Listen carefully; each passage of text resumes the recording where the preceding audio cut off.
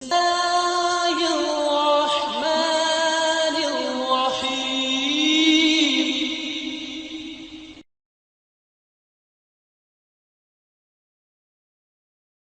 گزشتہ درس میں اللہ کی بات ہو رہی تھی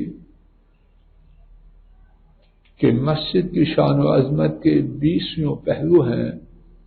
ان میں سے ایک یہ کہ مسجد میں آنے والا اس کو اللہ بہت کچھ عطا فرماتے ہیں، اور اس کی شان و عظمت کے بارے میں ہمارے نبی کریم صلی اللہ علیہ وسلم نے بہت کچھ بیان کیا.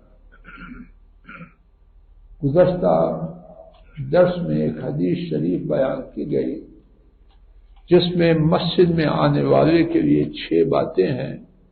3 اللہ کی توفیق سے ہم سن چکے، باقی ماندہ 3 میرے ساتھ سماعت فرمائیے. جلیس المسجد علی 3 خصال: اخ مستفاد اور حکمت بالغہ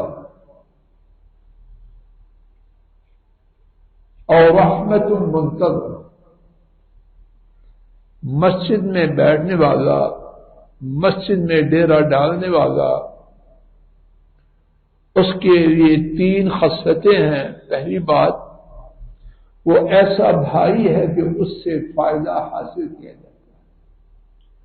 کسی کی نماز کا طریقہ سکھلانے میں، کسی کو کوئی دعا بتلانے میں، کسی کو کوئی خیر کا مشورہ دینے میں، کسی کی دنیا و آخرت کے معاملات میں رہنمائی میں، کسی نہ کسی طریقے سے جب وہ مسجد میں ہوگا تو اس کے لیے موقع ہوگا کہ اس سے دوسرے اس کے بھائی فائدہ اٹھائیں.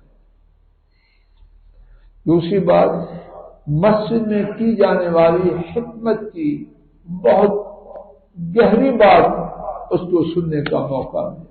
معلوم نہیں کس وقت کوئی اللہ والا ایسی بات کہہ دے کہ اس سے اس کی دنیا و آخرت سدھر جائے.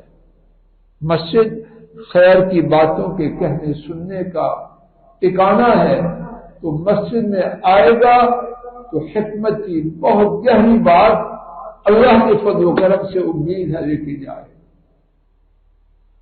اور تیسری بات، اس حدیث شریف کی آخری بات، کہ مسجد وہ جگہ ہے جہاں اللہ کی رحمتیں نازل ہو.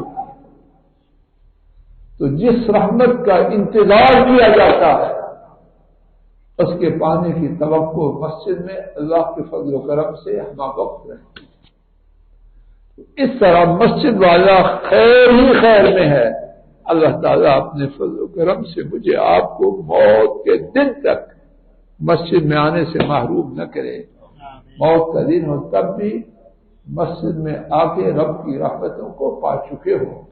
ہم بھی، ہمارے کنبے اولادیں بھی، بہن بھائیوں کی اولادیں بھی اور بھائی بھی، اور پوری امت اسلام. وآخر دعوانا عن الحمد للہ رب العالمین. الحمد للہ رب العالمین. السلام علیکم ورحمۃ اللہ. یہ ڈاکٹر فضل الہی صاحب کا آفیشیل یوٹیوب چینل ہے. اس کو لائک، سبسکرائب اور شیئر کریں اور بیل آئیکن پریس کریں تاکہ نئے آنے والی ویڈیوز کا نوٹیفیکیشن آپ کو موصول ہو سکے.